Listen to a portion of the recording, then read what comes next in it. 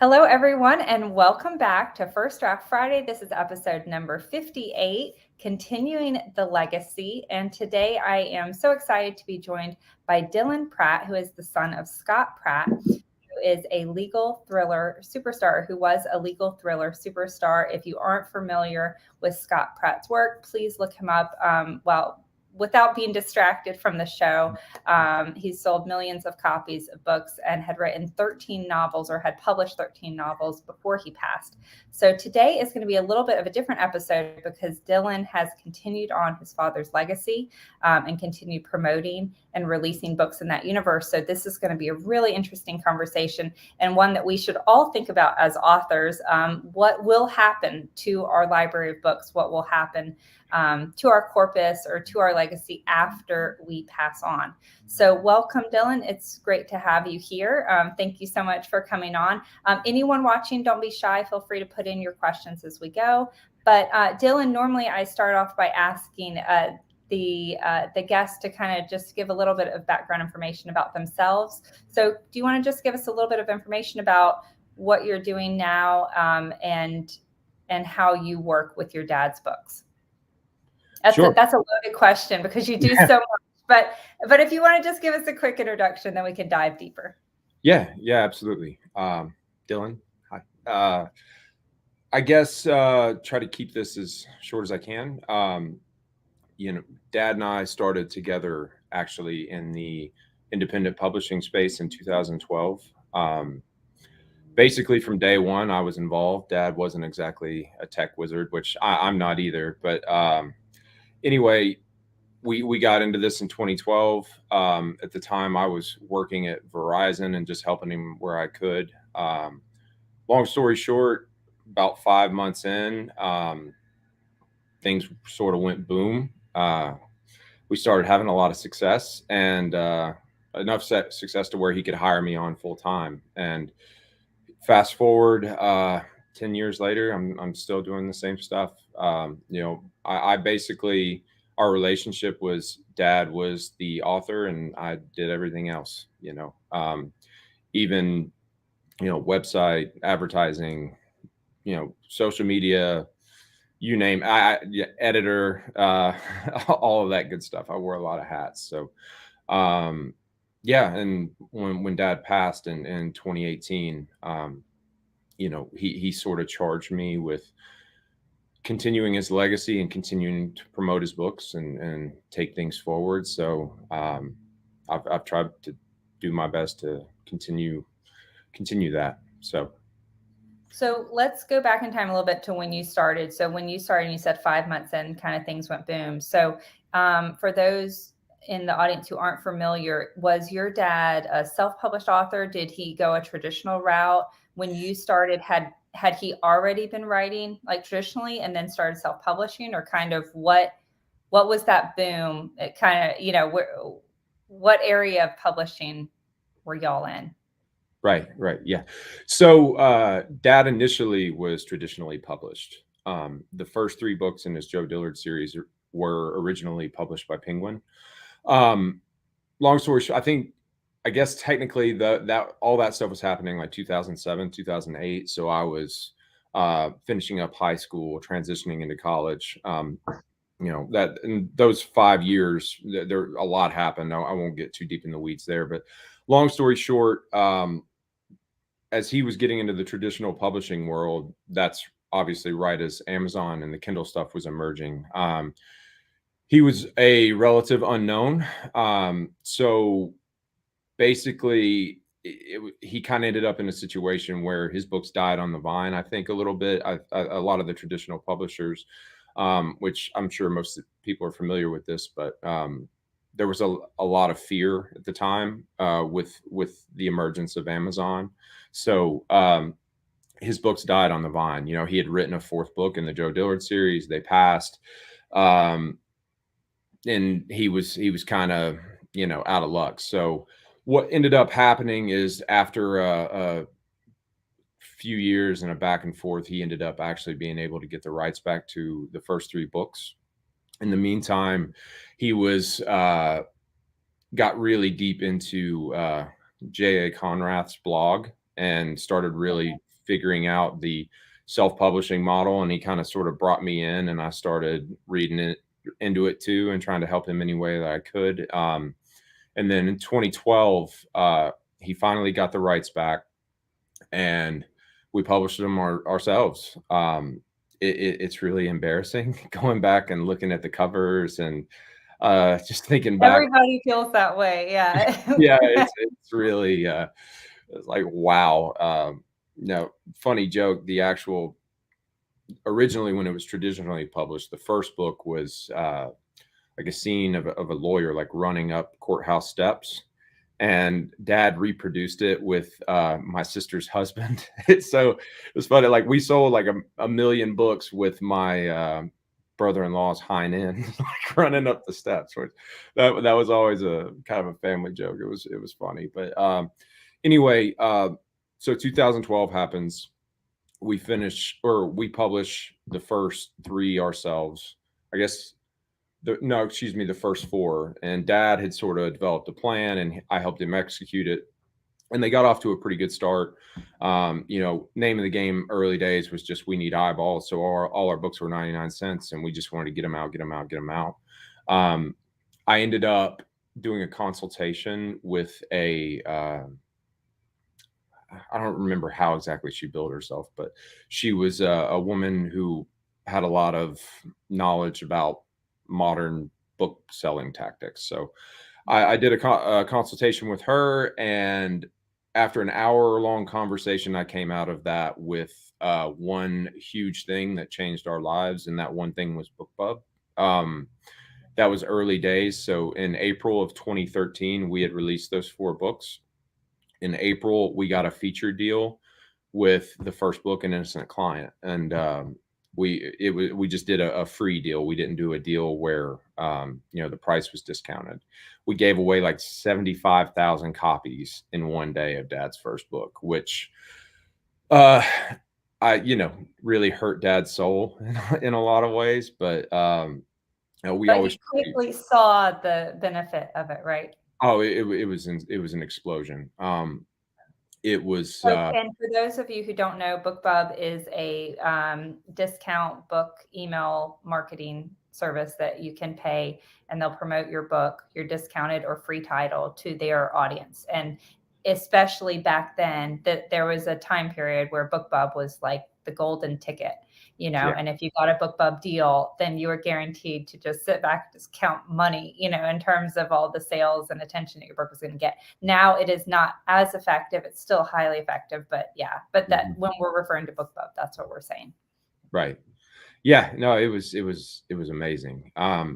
So then, things changed. We were thrilled to death. I remember back then, and obviously even this has changed a lot now too, but back then there wasn't the rating system, it was the reviews system, and reviews were really, really difficult to get. So our thing was, okay, we're going to leave the books at 99 cents until we can get to 100 reviews on the first book, and then we'll sort of have the credibility and the legitimacy to move on up to $2.99 and get to that 70% tier, which was terrifying. But we did get to 100, and then with the BookBub and stuff, we went to $2.99, and strangely, we actually started to sell more books. So that was sort of how things exploded. Our lives changed. We thought that was just the way things were going to be forever going forward.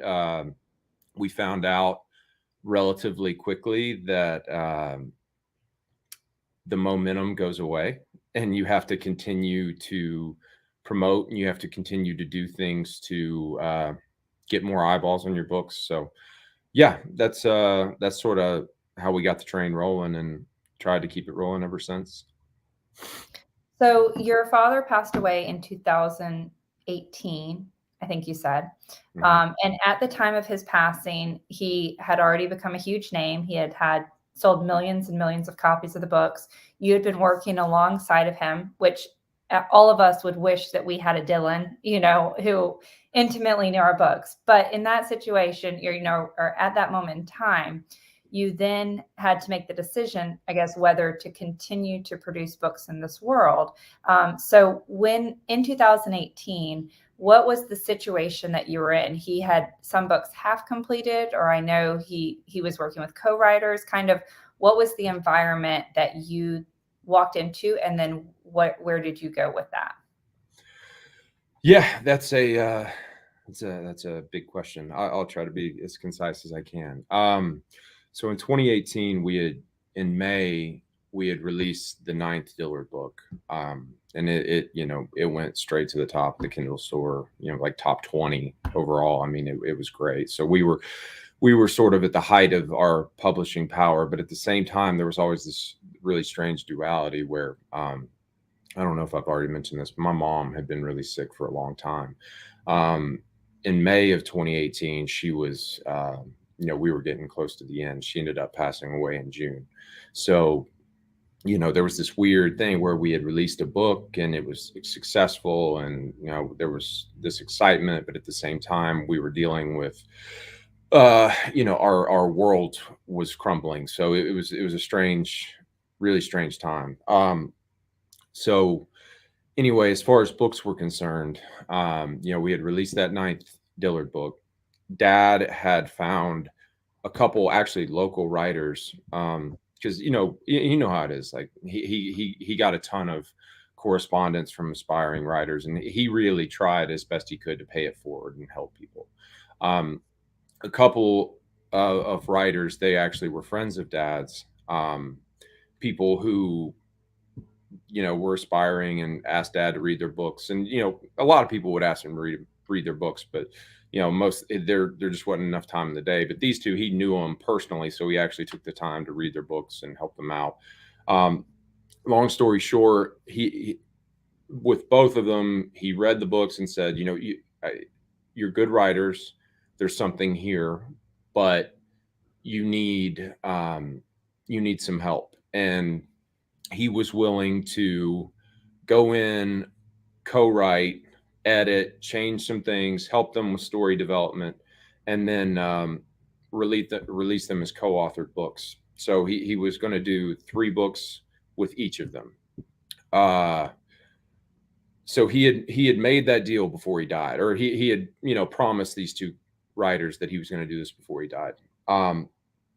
We released the first of those. I believe it was on November the 2nd, I think, and he died on November the 11th. So obviously it was a really, really strange time, and then just really hard to figure out like how to take it forward. But the way I sort of approached it was, I basically wanted to do everything that he had committed to do. I wanted to fulfill those promises, because with these writers, obviously they were good writers, but even by then in 2018, the competition in the book world was just ferociously. I mean, it was just ferociously competitive for everybody. So if you were brand new, it's kind of the same as today. It's difficult to break through. So Yeah. yeah, so he, I just continued the spirit. I paid it forward. I helped them, and continued to publish those books. So we did 3 with Kelly Hodge. Mark Stout, we did 1, and he's still working on the second one. Dad also, in the meantime, and again, Mom was really sick, but Dad was doing his best. And while all this stuff was going on, we had signed a deal with Audible Originals for a 3-book series where they would publish the audio versions, and then we would publish the Kindle and paperback ourselves.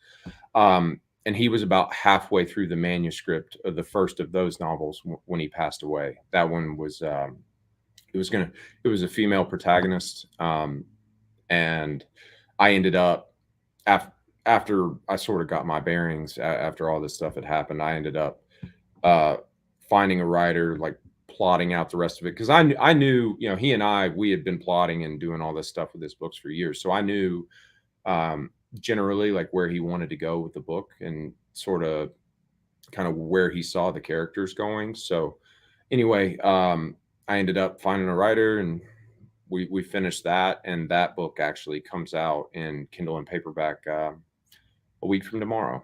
So yeah, that was I think I answered your question. There was Yeah. Co-authored projects. He was halfway through this new book, and then he had some preliminary um, plot plans for a 10th Dillard book, but he hadn't really written anything yet. So let me, for if I'm an author and I'm either planning ahead for, the day that I'm not going to be here, or if I'm a family member that comes into an author's situation, into their body of work, do you have any suggestions for finding, a co-author situation? It's a little bit different because you do have that co-author who has been working with them and has been writing in that voice and now needs to carry that torch alone. But what about like finding a ghostwriter or finding an author that can come in? Do you have any suggestions for how to find an author who fits their style, can write in their voice? And then how do you work Well, let me ask that question first so I don't bombard you with too much. Do you have any suggestions for where to find a ghostwriter or, an author who can continue in their voice and that can do them justice? Yeah, so that's tricky. That's tough. For me specifically, I knew his voice and his characters so well because I had been with him like developing these plots like all through these Dillard books. So I had a unique insight into not only his characters but his voice and his writing. That being said, I've said this before. I can write you a pretty good email, but I wouldn't say that I'm a an author. At least he tried to. Anyway, I won't go down too far down that road, but I'm more of like a if I'm honest, I'm more like a high fantasy, like sci-fi type guy. So, and obviously too with legal thrillers, there's definitely, um, there's a lot of procedure. There are a lot of things about writing a legal novel that you have to get exactly right. And where he had been a criminal defense attorney in the past, that stuff for him was easy. It was just like breathing. Though for the rest of us, even me, who had been sort of around that world and knew how all these things worked, it's still way different when you're talking about trying to write accurate trial scenes and get procedure right and all that stuff. It's just really difficult. So anyway, as far as finding writers, I did a lot of research. I'd look at writers who were sort of up and coming, and then through the research, I ended up finding out that there's just this whole ghostwriting and co-writing ecosystem that I did not know existed. And there are agencies, I guess you could say, like ways you can connect with people and find the right fit. So I ended up going that route. And the way that worked, they sort of sent me, I sent him sort of almost like a dossier of what the project would look like. And I don't know if I had mentioned this, but my uncle and I initially were going to try to write the 10th Dillard book. Long story short, 9 months pass. We've got about 4 chapters, and we realize this. I don't know if we had the whole thing plotted, but he's got a full-time job. I do this stuff full-time. Managing all the. And we're probably so close to the project, it was harder. There was also very much that. Yeah, there was very much a The sense. pressure, I can't imagine. Yeah, and that actually even that's still very much a thing. Mhm. Imposter syndrome, all that different stuff. But so he and I though we plotted the 10th Dillard book. The whole thing, the character arcs, Act 1, Act 2, I mean, we had it all sort of figured out when we eventually connected with a writer that could help us like bring it all together. And then in that respect, I ended up sort of acting as almost like a showrunner. I would say almost like a very heavy-handed editor, just because it. I know these I feel like these characters are my family members. So anyway, yeah, I would say maybe something like maybe finding like an agency or something like that, because in those cases they'll you kind of give them the background, they'll match you with people who would make sense, and then they'll send you writing samples, and then you can kind of go back and forth and figure out, okay, is this well, number one, is the writing good? Number two, are we simpatico in terms of how we um see ourselves working together? Like, can we do is this going to be a situation where there's not ego, where everything is just about getting the best quality out there? So yeah, I feel like I kind of jumped around, but yeah, that was sort of my process for finding a writer that I felt could do Dad's characters and Dad's voice justice. Is there a website like someone would start with, or do they just search ghostwriter agencies or author agencies? What is typically a ghostwriter what they're looking for, even if you do eventually, credit or not credit that author? I mean, it just depends on how you want to do it. For me, at least with this 10th Dillard book, I kind of wanted the Joe Dillard series to be all just Dad. Yeah. So I ended up, and where, me and my uncle, like, it was a very collaborative process. Um, I went the ghostwriter route just for this 10th book. And then, that series will sort of be, in my mind, it'll sort of be done, and it's Dad, and that's there, and that's over with. I I ended up using a service. I just, again, doing a bunch of research, called Gotham Ghostwriters. I just stumbled across their website, and they were really, really great to work with. But um, you know, generally, ghostwriter, co-writer, it's, I mean, it just depends on your situation. We were in a very unique situation. I knew we had to finish a 10th Dillard book, sort of where things had left, Dad had left things, and even, hearing from his readers and getting these emails and all this stuff. Um, we had to sort of have a palatable ending for these characters. So, yeah, I would say it just depends on your situation. It's just That makes perfect sense. Okay, we don't have much time left. So anyone in the audience, if you have any questions, don't be shy. But I do want to ask, do you have any suggestions for an author as a way to kind of set up their estate, to make the transition easier on their heirs, whether that's a technical suggestion or, putting down all of their thoughts in a will, or making, their outlines accessible? Do you have any suggestions for ways they can make that easier? Sure. So the way Dad did it, and again, I think this is because we were dealing with mom stuff. He just wanted to have things in place just in case something happened, which something obviously did. Dad set up a trust, and he assigned all of his rights to that trust. And then, kind of coupled with that, he brought me in to all of those meetings, and I got really close with all of the trust people. So effectively, you know, which I don't think this would have been an issue anyway. I'm really close to my siblings. I don't think there would have been any sort of like squabbling or whatever. But assigning it to a third party, like a trust like that, where there's an outside trustee, it just takes that variable completely out of it.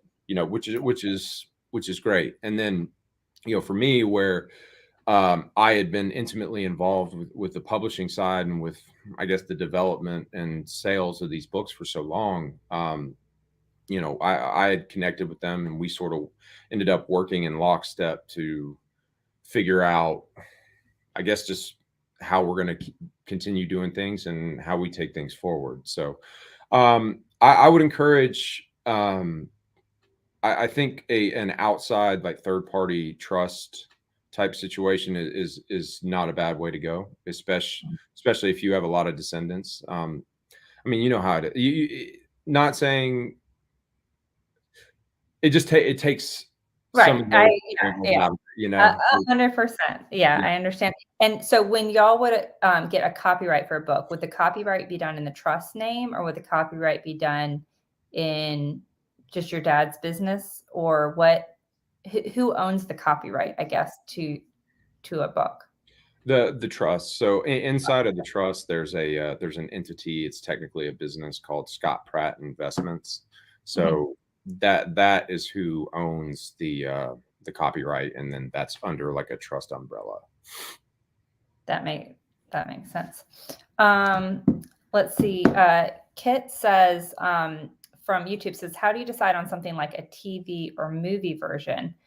So I guess Kit's asking the question, like, if there are business decisions to be made, do you hold that authority?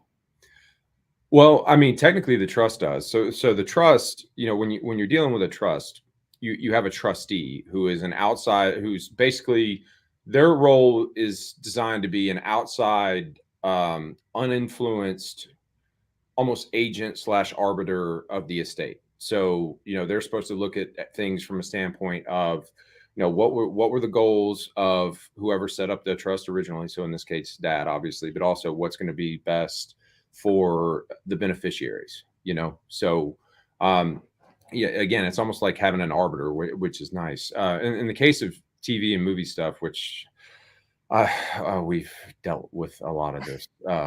It can be frustrating, but ultimately the trust would sign off on any of that stuff.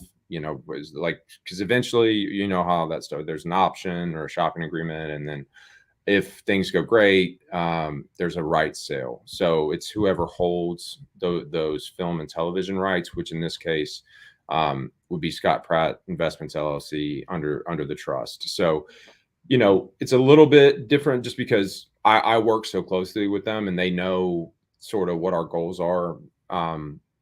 And they're doing what's best for us and for the family. But yeah, that's how that would work. Perfect. And in our final moments, I did want to ask, because you do wear so many hats in terms of both marketing, creative, advertising. So do you have any tips to share for authors or book marketers in terms of finding success in this business? Yeah. I've got a little list. I'll just run down it real quick. Number one is build your email list. I think, everybody probably heard that a million times. That is the most important thing. That is the holy grail. I would say this, especially if you're in early days and you're first starting, I would try to make sure you have sort of your infrastructure in place before you release your book. So, website, make sure, it can be simple. It can almost be nothing, but make sure you're asking for people's email addresses. I would even say consider something. I know it's annoying. I know we all hate it, but a dialogue box, because you have to think about it. Most of those humans that come to your website, the likelihood of you seeing them again is very low. So you need to get the most value that you can out of that user and out of that reader. Wait, what's a dialogue box? I don't know that. Like one of those pop-up boxes, that pops up. Okay, like a pop-up. Okay, sure. Yeah, like a pop-up. And then I would also have some sort of, either at the top right or somewhere at the top, like sign up for my newsletter, sign up for my email list. I would say this, website, Facebook page, Goodreads profile, BookBub author page. That I would say those are the four most important things as far as, having your infrastructure in place for your digital presence. A couple other things I would say, make sure your branding is bold and consistent. I think that's big. Make sure your books are really tight and really well edited. I can't stress that enough. That is really, really important. One other thing I would say, that it kind of rubs a lot of people the wrong way, but I think you have to keep this in mind, is you have to keep in mind the scope of the market and how big the market is. We always sort of I've always sort of seen myself as sort of like a guerrilla, like marketing is almost like guerrilla warfare. It's just constant. Do this, do this, do this, do this, do this. That's a long way of me saying, don't be afraid to discount your books. Don't be afraid to give away books.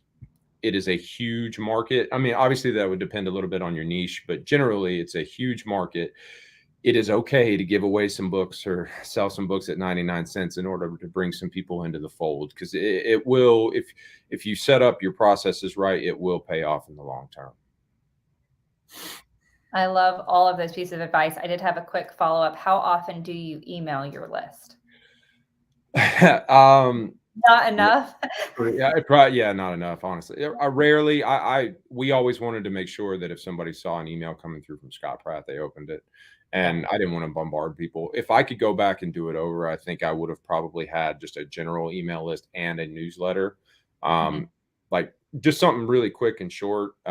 Lucy Score has a newsletter that she does that I think is fantastic. So But good. almost like It is. Yeah. maintaining two lists, something like that. If I could do it over, I think that's what I would have done. Okay. Well, thank you so much for all of this fantastic advice. Thank you for everyone who joined us live. And if they are new to your dad's books, is there a book that they should start with? Probably the first in the series. I know everyone, you can find out more at scottprattfiction.com, but what book would you suggest they start with?